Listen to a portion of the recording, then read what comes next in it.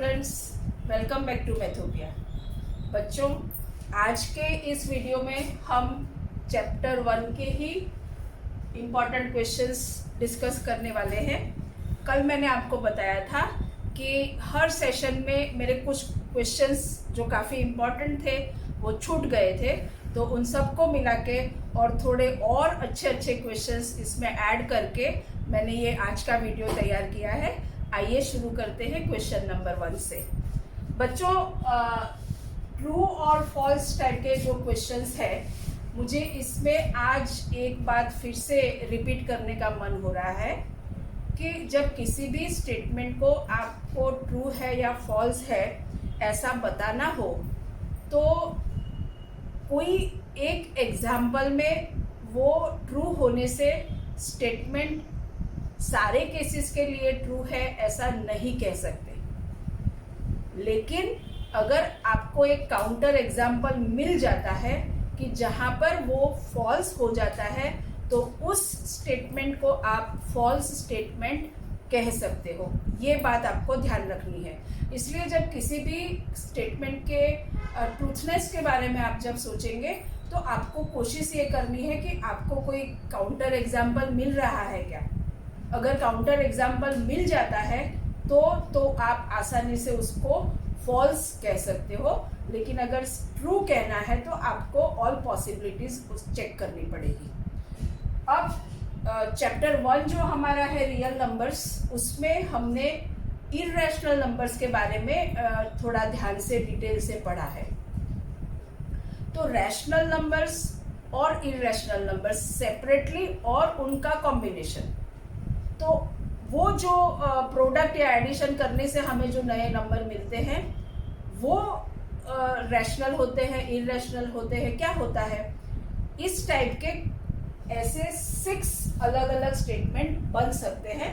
तो मैंने ऑल 6 एक साथ में ले लिए हैं ताकि आपका कंसेप्ट जो है कंप्लीटली क्लियर हो जाए। देखिए, हमारा फर्स्ट स्टेटमेंट है the sum of 2 irrational numbers is an irrational number। देखिए बच्चों, sum of 2 irrational numbers, actually देखा जाए तो ये स्टेटमेंट फॉल्स है। क्यों फॉल्स है? देखिए, अगर एक नंबर मैं लेती हूँ 2 + √3 और दूसरा नंबर लेती हूँ 2 - √3, अगर मैं इस दो नंबर को ऐड करती हूँ तो ये √3 जो है वो कैंसिल हो जाएंगे और मुझे मिलेगा 4, which is a rational number. So मुझे एक काउंटर एग्जाम्पल मिल गया जहाँ पर sum of 2 irrational numbers is a rational number, और इसलिए मैं आसानी से कह सकती हूँ कि ये वाला जो स्टेटमेंट है वो फॉल्स है। अब जब हमने सम की बात की है तो हम प्रोडक्ट की भी बात कर सकते हैं। याद रखना बच्चों, सम और subtraction, minus, add and subtraction के लिए ये रिजल्ट सेम होगा। जब प्रोडक्ट की हम बात करते हैं, the product of 2 irrational numbers is an irrational number, this is our statement. तो देखिए बच्चों, एक इररेशनल नंबर मेरा सपोज 3√5 है और दूसरा इररेशनल नंबर मेरा √5 है, राइट। अगर मैं प्रोडक्ट यानी कि इन दोनों को मल्टीप्लाई करती हूँ तो भी √5 × √5 तो 5 बन जाएगा, and 3 5s are 15। So again I got a counter example where product of 2 irrational numbers, दोनों इररेशनल है लेकिन उसका प्रोडक्ट क्या है, रैशनल नंबर। सो इसको भी हम कह सकते हैं कि this is a false statement. बच्चों, आपको इस तरह के एग्जाम्पल याद भी रखने पड़ेंगे, क्योंकि आपको ऐसा भी क्वेश्चन दिया जा सकता है कि give example of 2 irrational number whose sum is a rational number, या give example of 2 irrational numbers whose product is a rational number। तो ऐसे कुछ एग्जाम्पल्स आपको देने पड़ेंगे। सो ये वो एग्जाम्पल देने के लिए, और यहाँ काउंटर एग्जाम्पल के तौर पे आपको ये याद रखने चाहिए। ओके, ये दोनों statement, the sum of two rational numbers is a rational number. So ये तो सही है, आप 9th में भी पढ़ चुके हो। So this is a true statement. और उसी तरह दो रैशनल नंबर्स के product of two rational numbers is also a rational number.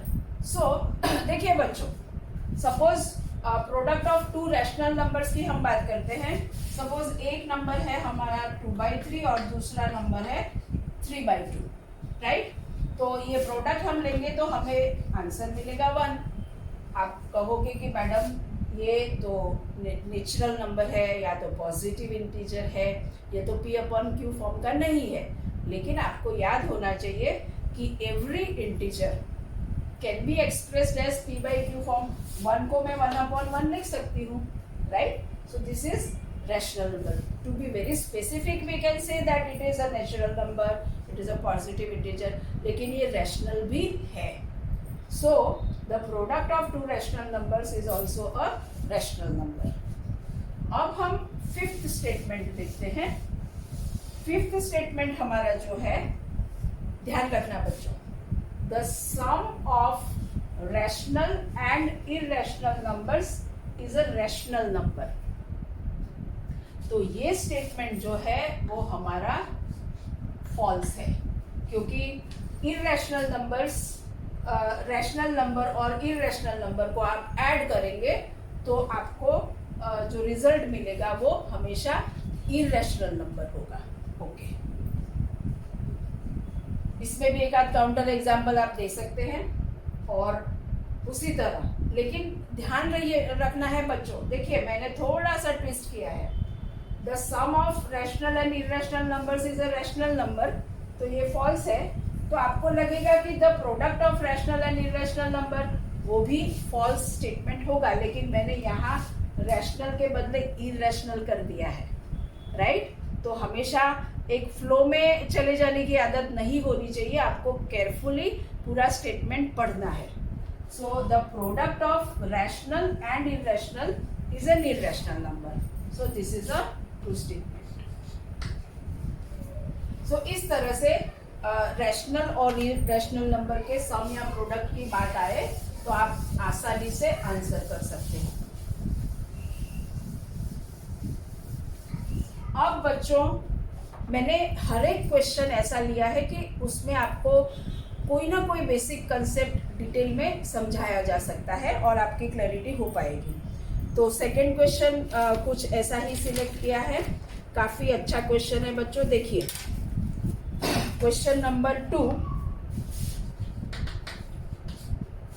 If P1 and P2 are two odd prime numbers, if P1 and P2 are two odd prime numbers, P1 greater than P2 such that P1 greater than P2, then P1 square minus P2 square is dash। आपको options दिए हैं, even number, आपका option है odd number,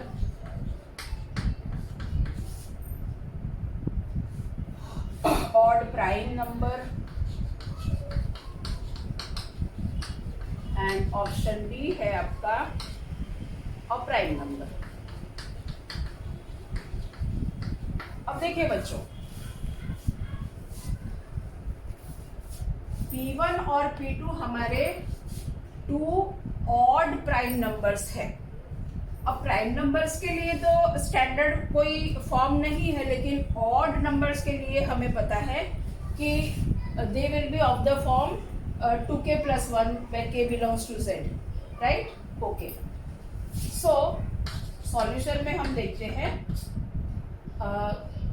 let P1 is equal to 2k + 1, k belongs to z, and P2 is equal to 2m + 1, m belongs to z।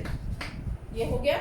Okay, अब P1 square minus P2 square अगर हम लेते हैं तो P1 square minus P2 square 2k plus 1 का square minus 2m plus 1 का square. और बच्चों यहाँ ज़्यादातर बच्चे ये गलती करते हैं, इसका expansion 4k square plus 1 square करते हैं, लेकिन ऐसा नहीं करना है।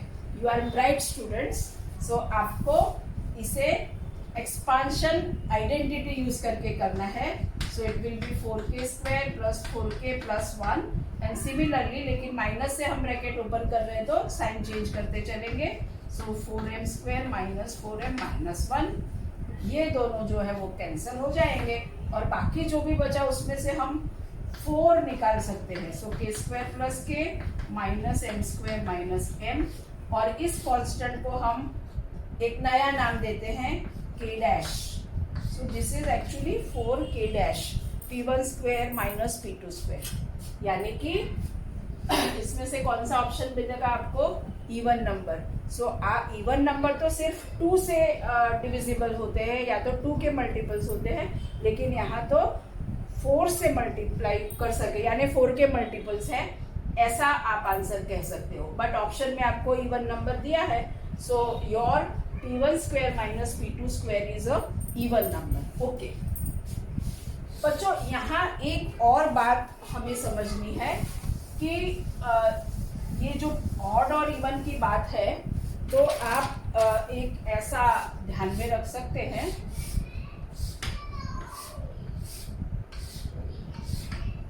This is my sign of addition, this is my odd number, this is my even number. और अब आपको ध्यान रखना है कि ऑड प्लस ऑड, यानी कि सपोज 5 प्लस 3 तो इवन मिलेगा, odd plus odd is even, odd plus even, odd plus even से 5 प्लस 2 तो 7, तो आपको ऑड मिल रहा है। तो ऑड प्लस इवन तो ये भी, लेकिन इवन प्लस इवन तो इवन। ये कॉलम आप ध्यान में रखिए। अब देखिए, इसको इस्तेमाल करके जैसे सिर्फ ये यही क्वेश्चन आंसर करना हो तो p1 square minus p2 square को आप क्या लिख सकते हो? p1 minus p2 into p1 plus p2। और आपको क्या बताया है? अच्छा, यहाँ सब्ट्रैक्शन में भी यही चीज होगी। अब आपको बताया है कि p1 and p2 are odd prime numbers. Actually बच्चों, प्राइम नंबर्स का यहाँ कोई रोल नहीं है, सिर्फ ऑड नंबर्स कहने से भी अगर p1 और p2 दोनों ऑड है तो उसका सब्ट्रैक्शन भी इवन होगा और उसका एडिशन भी इवन होगा। So this will be even और ये भी इवन होगा, and therefore even into even, product of 2 even numbers is again even. ऐसा ही कॉलम आप प्रोडक्ट के लिए भी बना सकते हो।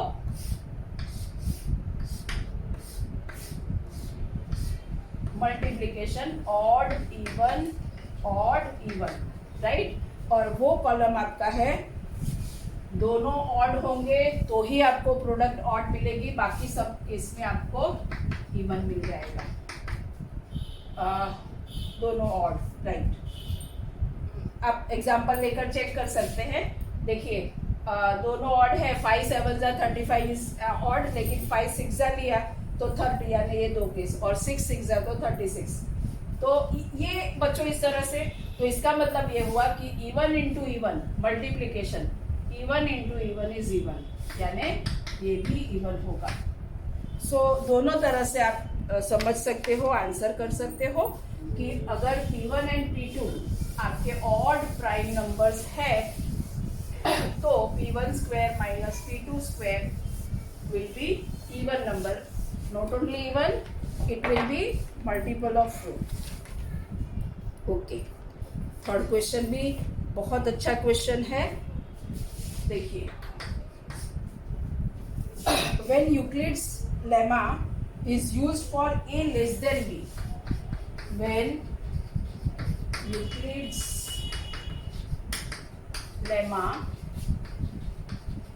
is used for a less than b as a is equal to bq plus r, then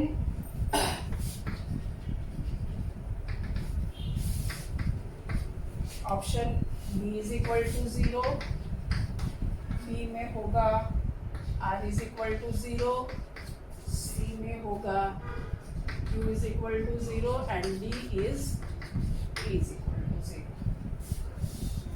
देखिए बच्चों, आपको ये यूक्लिड्स डिवीजन लेमा जो है उस पर बेस्ड इस तरह के क्वेश्चन एग्जाम में भी पूछे जाते हैं। और आपको याद होना चाहिए लेमा का statement that if a and b are positive integers then you can always find integers, unique integers q and r such that a is equal to bq plus r where 0 is less than r less than b। yes, right? so ये condition तो r के लिए है, लेकिन हमें यहाँ जो पूछा गया है उसमें दिया है कि a is less than b। Say for example हम ले लेते हैं छोटे से number a is equal to 2 and b is equal to 3। So जब हम a को b से डिवाइड करेंगे तो देखिए बच्चों, हमेशा a is less than b, तो इस तरह की सिचुएशन आएगी तो आप डिवाइड ही नहीं कर पाओगे। So your q will be always 0 and यहाँ रिमाइंडर विल बी 2। ये ऐसा ही होगा हमेशा, जब आपका डिवाइजर डिविडेंड से बड़ा हो तो आपका q तो हमेशा 0 ही रहने वाला है। तो आपका यहाँ पर आंसर ये होगा। और अगर a के बारे रिमाइंडर के बारे में आपको पूछा जाए तो remainder will be same as a, वो भी आपको ऐसा पूछा जाए तो आप आंसर कर सकते हो। Okay, question number 4। हाँ, ये भी अच्छा क्वेश्चन है।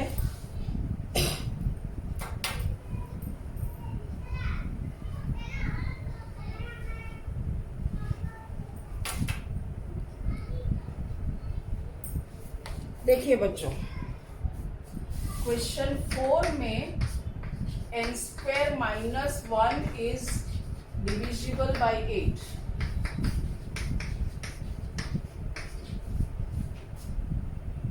if n is dash, उसमें ऑप्शंस आपको दिए हैं an integer,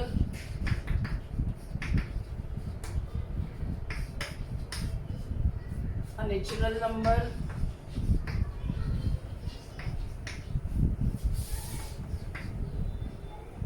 an odd integer,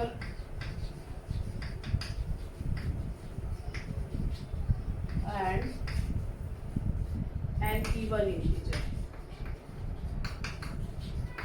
देखिए बच्चों, यहाँ क्या होगा, n square minus 1 is divisible by 8। अब ये दोनों आपके जो ऑप्शन है इसके चांसेस कम है, क्योंकि अगर हर इंटीजर के लिए ये ऑप्शन सही है, it means n square minus 1 is divisible by 8 for all the integers या फिर all the natural numbers, इसके चांसेस कम है। लेकिन हम ये दोनों में से कोई चेक कर सकते हैं। देखिए let n be odd, right? Therefore n is equal to 2k plus 1 for some integer k। okay, so n square minus 1 क्या होगा बच्चों? n square minus 1 will be 2k plus 1 whole square minus 1, that will be 4k square plus 4k plus 1 minus 1 and ये cancel. सो 4k common ले लेते हैं। तो अब देखिए बच्चों,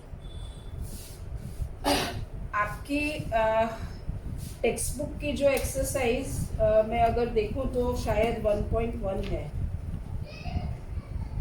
हाँ, 1.1 में जो क्वेश्चंस है ना, show that any positive odd integer is of the form 6q plus 1 और 6q plus 3 और 6q plus 5, या क्वेश्चन नंबर 4 टाइप के या 5 टाइप के, इस टाइप के जो क्वेश्चंस है उस क्वेश्चन को कैसे प्रूव करना है वो मैंने आपको समझाया है। ऐसे स्टेटमेंट में अगर कुछ आप रेफरेंस बुक्स देखते हैं तो आपको स्टेटमेंट्स मिलेंगे जहां ऐसा प्रूव करना होगा कि product of 2 consecutive integers is always divisible by 2। उसी तरह product of 3 consecutive integers is always divided by 6 और divisible by 6 सॉरी। तो ये जो इंफॉर्मेशन है यानी कि product of 2 consecutive integers is always divisible by 2, उस इंफॉर्मेशन को हम यहाँ इस्तेमाल कर रहे हैं। देखिए बच्चों, ये k एंड k+1 दोनों consecutive integers होंगे, राइट? सो ये दिस प्रोडक्ट 4 को छोड़ के this product will be divisible by 2, right? And ये तो 4 से डिविजिबल, सो 4 2 ज़ा 8, सो this is the true option. n is an odd integer is the true answer, right? Next question अब हम देखते हैं।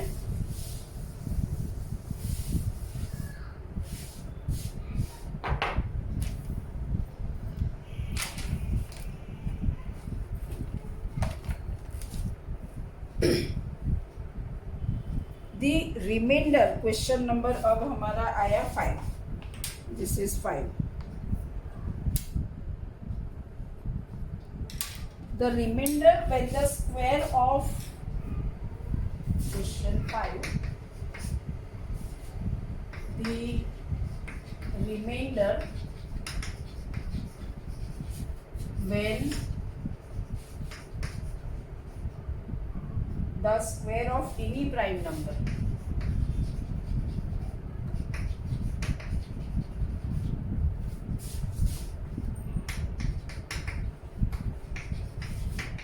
greater than 3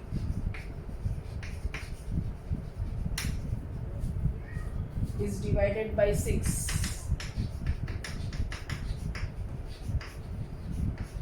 is dash, और ऑप्शंस आपके हैं 1 3 2 4, 1 3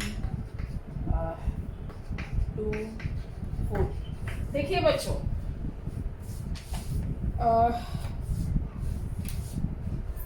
the remainder when the square of any prime number is prime number greater than 3 is divided by 6। Normally हमारे पास odd या even integer हो तो उसके लिए फॉर्म्स है। Odd integer will be of form 2k+1, even will be of form 2k and so on. लेकिन जब हमारे पास प्राइम नंबर है तो प्राइम नंबर का ऐसा कोई स्टैंडर्ड फॉर्म एक्सप्रेशन हमारे एक्सप्रेशन में हमने नहीं देखा है, लेकिन हम थोड़े से एग्जाम्पल्स लेकर चेक कर सकते हैं। देखिए, prime number greater than 3, so suppose 5 लेते हैं, उसका स्क्वायर दैट इज 25 और उसको मैंने 6 से डिवाइड किया तो remainder will be 1। Next prime लेते हैं 7, सो उसका स्क्वायर होगा 49, उसको 6 से डिवाइड किया तो रिमाइंडर विल बी 1। नेक्स्ट 11 लेते हैं, सो 121, उसको पी किया तो रिमाइंडर विल बी 1। यानी कि ये कुछ एग्जाम्पल्स पर से हमें लगता है कि रिमाइंडर 1 हो सकती है, और अदरवाइज नॉर्मल केस में हम इस तरह से 2-3 एग्जाम्पल में हमें कुछ रिजल्ट मिले उसके आधार पे कोई जनरल स्टेटमेंट नहीं बना सकते हैं। लेकिन यहाँ हमें स्टेटमेंट ऑलरेडी दिया है एंड उसके ऑप्शंस में हमारे पास ये सही आ रहा है, इसलिए हम कंक्लूड करेंगे कि द रिमाइंडर विल बी 1। और बच्चों, इसका एक बहुत इंटरेस्टिंग एग्जाम्पल मैं आपको दे सकती हूँ कि नॉर्मल केस में अगर ये क्वेश्चन फॉर्म में ना हो, ऑप्शन फॉर्म नहीं दिया हो, तो हम नहीं जनरलाइज कर सकते। उसका एग्जाम्पल आप ले सकते हैं कि जैसे ये n² माइनस n+41, ये एक्सप्रेशन अगर आप लेते हैं और n की अलग अलग वैल्यू 1 2 3 4 अप टू 40, ये इस एक्सप्रेशन में आप n की वैल्यू सपोज 1 डालिए तो आपको मिलेगा 41 विच is a prime number. n की वैल्यू अगर 2 डालते हैं तो 2² माइनस 2 यानी 4 minus 2 2, so 2 + 41 43, that is a prime number. इस तरह से अगर आप अलग अलग वैल्यूज 40 तक डालते जाएंगे तो एवरी टाइम आपको प्राइम नंबर मिलेगा। तो क्या आप कंक्लूड कर सकते हैं कि this expression always gives you a prime number? No.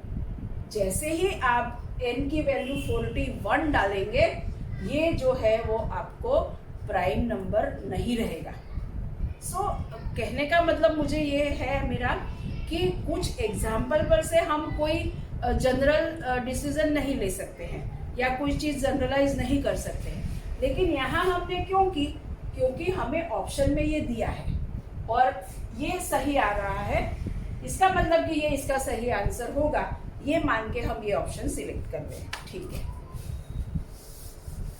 Question 6 भी बहुत इंटरेस्टिंग क्वेश्चन है बच्चों।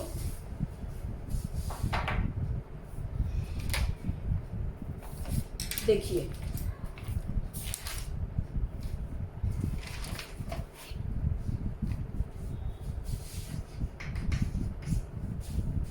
find the HCF of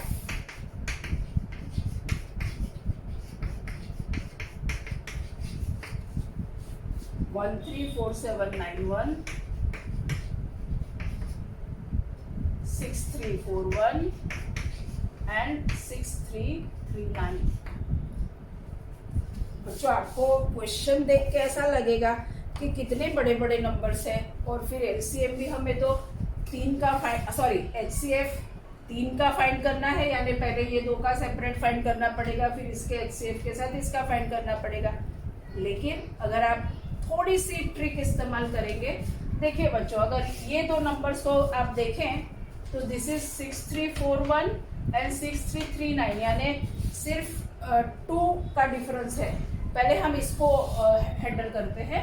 सो अगर 6341 और 6339 की बात करें तो 1 से डिवाइड कर पाएंगे और यहाँ मिलेगा आपको रिमाइंडर 2, यानी कि अब आपको 2 और 6339 का एचसीएफ फाइंड करना है।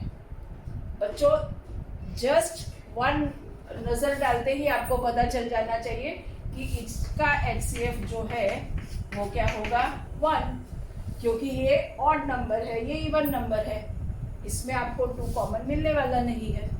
तो ये दोनों नंबर का यानी कि एचसीएफ जो है वो 1 हो गया, और 1 के साथ चाहे कोई भी नंबर ले लो आप, तो एचसीएफ तो क्या होने वाला है, 1। सो ये तीनों नंबर का HCF will be 1। Question 7,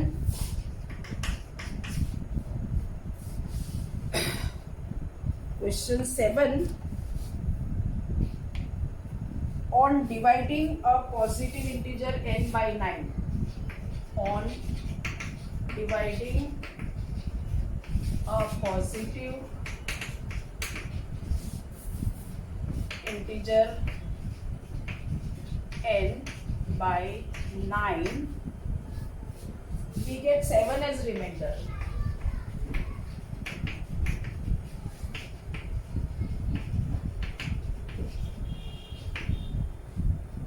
What will be the remainder if? What will be the remainder if 3n minus 1 is divided by 9? Okay, और इसके 5, ये है question number 7। So this is 7, this was 6। ठीक है। अब देखिए बच्चों, फिर से यूक्लिड्स डिवीजन लेमा यूज करते हैं। देखिए, on dividing a positive integer n by 9 we get 7 as remainder. ठीक है, यानी यूक्लिड्स डिवीजन लेमा में ये हमारा a हुआ और ये हमारा b हुआ। हम n को 9 से डिवाइड कर रहे हैं, so we can write n as 9 times q plus r, that is 7, right? Okay, अब हमें 3n minus 1 को 9 से डिवाइड करेंगे तो क्या रिमाइंडर आएगी, ये पता करना है। ठीक है, if n is this, then 3n minus 1 will be equal to 3 into this 9 times q plus 7 minus 1, that is equal to 3 9s are 27q, 3 7s are 21 minus 1 यानी 27q plus 20। बच्चों अब हम इस नंबर को 9 से डिवाइड कर रहे हैं, ठीक है। सो देखिए अब इसको हम कैसे एक्सप्रेस कर पाएंगे। This can be written as 9 times 3q plus 9 times 2 plus 2।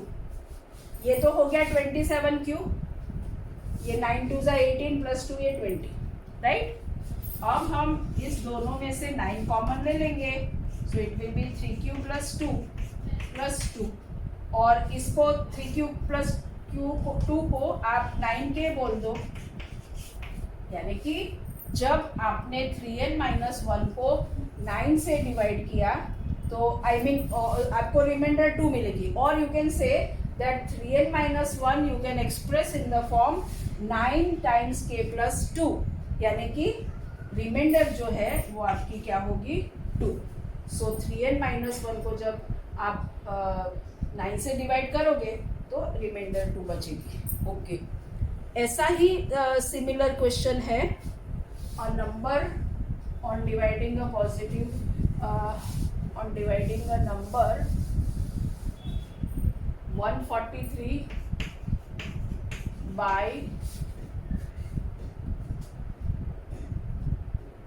a number when divided by 143। अच्छा, नंबर when divided पूरा लिखना पड़ेगा फिर से। Okay, so that will be your question number 8।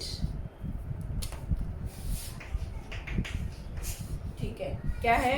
A number when divided by 143, a number when divided by 143 leaves 31 as remainder, leaves 31 as remainder।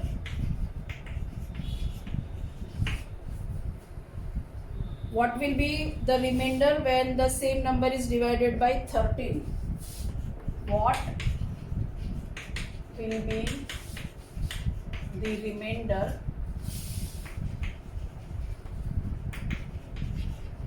when the same number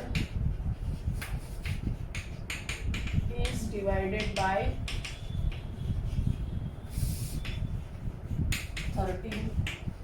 okay बच्चों, अच्छा question है। देखिए number हमें पता नहीं है, but उस number को when divided by 143 it leaves 31 as remainder। So by lemma हम क्या लिख सकते हैं?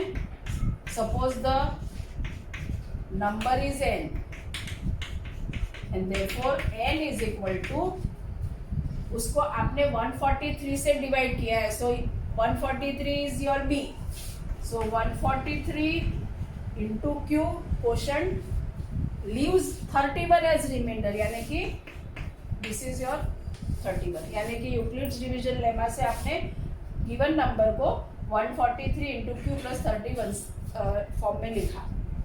अब हम इसी नंबर को किस नंबर से डिवाइड करना चाहते हैं? 13 से, right. Okay, so I can write this number as, अब 13 से देखिए बच्चों, आप 143 को 13 से डिवाइड कर लीजिए, सो 11 1 जा 11, 3 13 जा, और ओह 13 से डिवाइड करना था तो यहाँ 11 आएगा। ओके, इसका मतलब ये हुआ कि this you can write as 13 into 11 Q plus 13 into 2 plus 5, right. So यहाँ से आपने 13 कॉमन ले लिया, सो 11 क्यू प्लस 2 प्लस 5, यानी कि 13 के प्लस 5, यानी कि n इज दिस। तो इसका मतलब ये हुआ कि रिमाइंडर जब n को आप 13 से डिवाइड करोगे तो रिमाइंडर विल बी 5। ओके, अब बच्चों एक लास्ट क्वेश्चन मैं ले रही हूँ और उस क्वेश्चन से मैं आपको काफी सारी बात सिखाना चाहती हूँ। देखिए, ये क्वेश्चन है हमारा, a circular field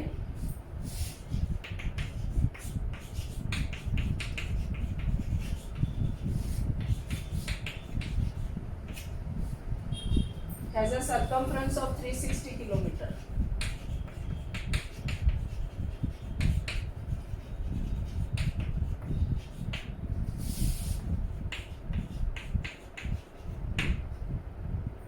Three cyclists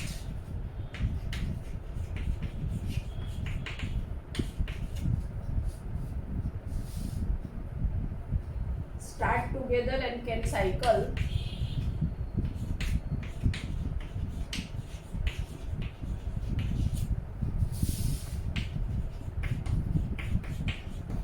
48, 60 and 72 kilometer a day.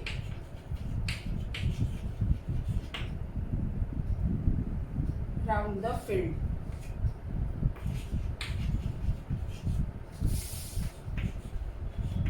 Field काफी बड़ा है बच्चों। When will they meet again?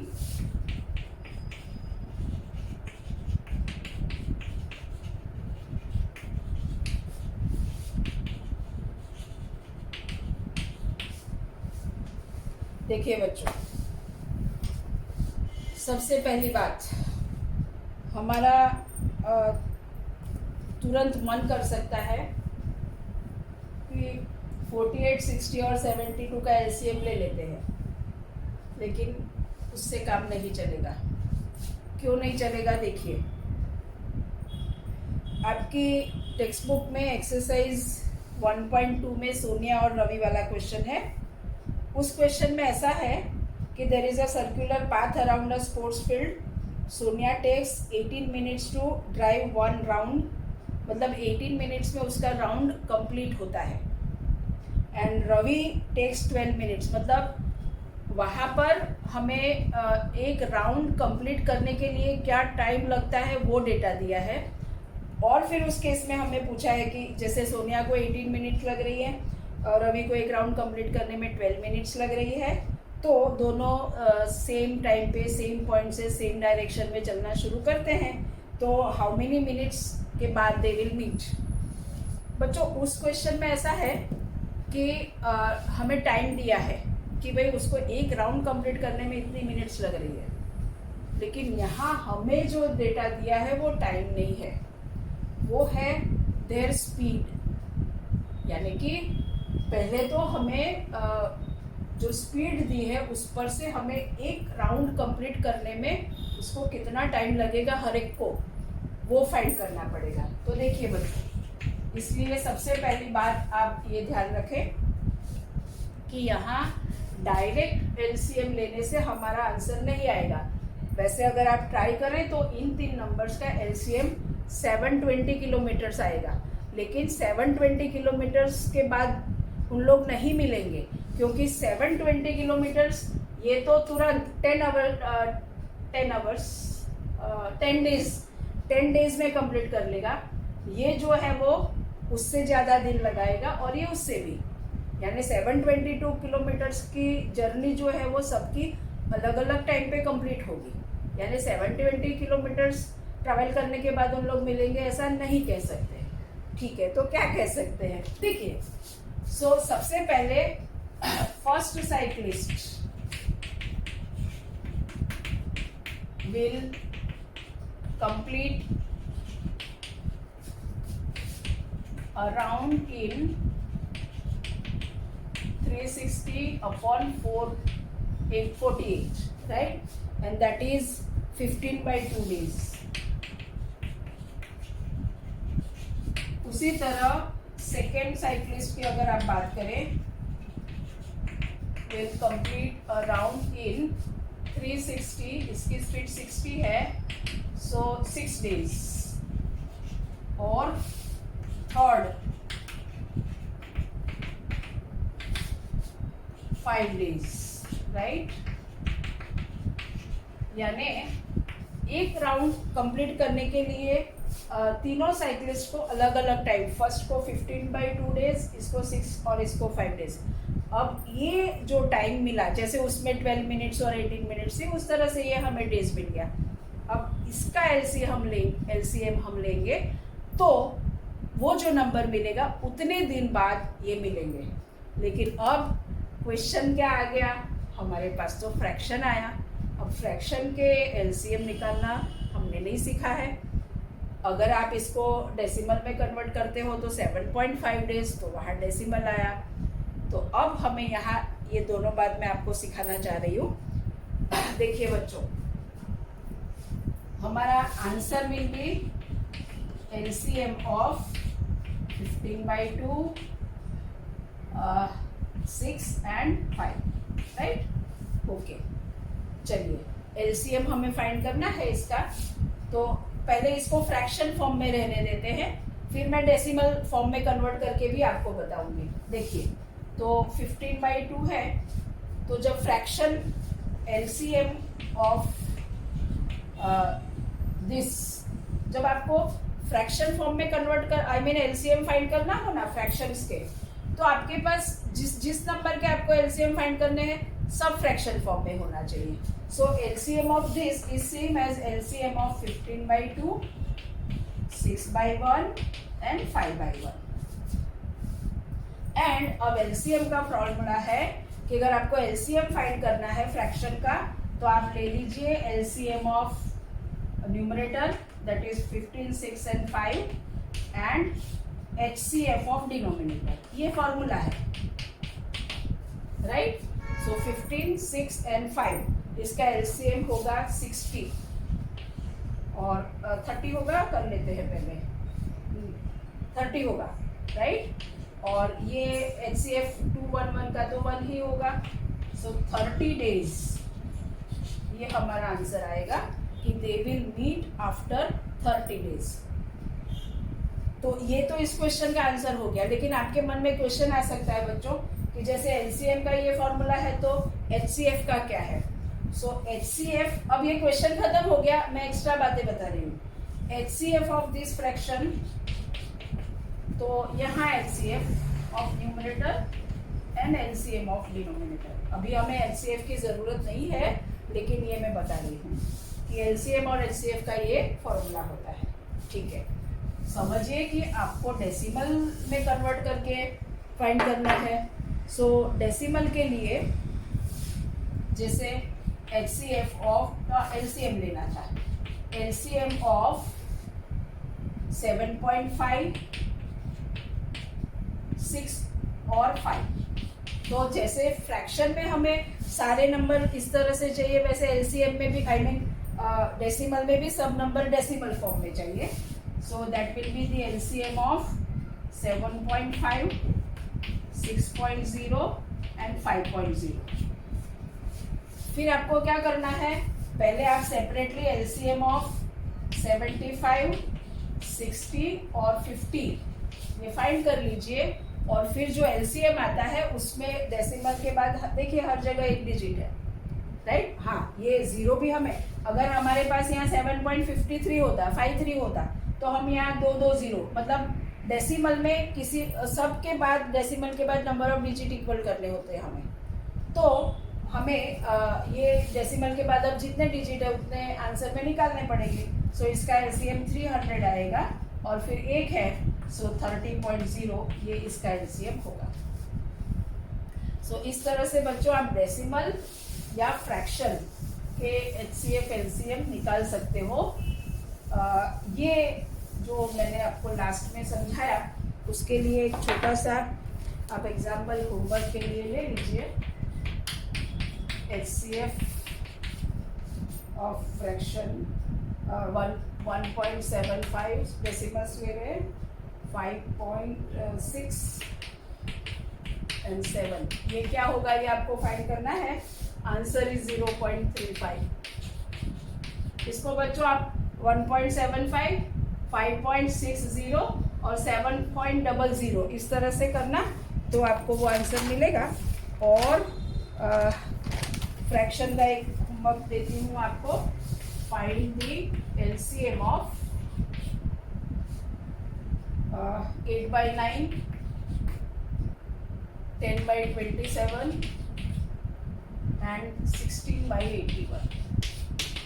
इसका आंसर एलसीएम जो है वो है 80/9। इसका एचसीएफ भी अगर आपको फाइंड करना हो तो वो मिलेगा 2/81, राइट। ठीक है, तो इस तरह से आप फ्रैक्शन के एलसीएम एचसीएफ या डेसिमल के एलसीएम एचसीएफ भी फाइंड कर सकते हो। तो बच्चों, इसके साथ हमारे अब चैप्टर 1 के ये सारे क्वेश्चंस यहाँ कंप्लीट होते हैं। तो आप इन सारे क्वेश्चंस को अच्छी तरह से प्रैक्टिस कीजिए, अपनी नोटबुक अच्छे से मेंटेन कीजिए, और अगर ये वीडियोस आपको पसंद आते हैं तो अपने फ्रेंड्स के साथ ज़रूर शेयर कीजिए। मेरी चैनल अगर अभी तक आपने सब्सक्राइब नहीं की है तो सब्सक्राइब कर लीजिए। Thank you.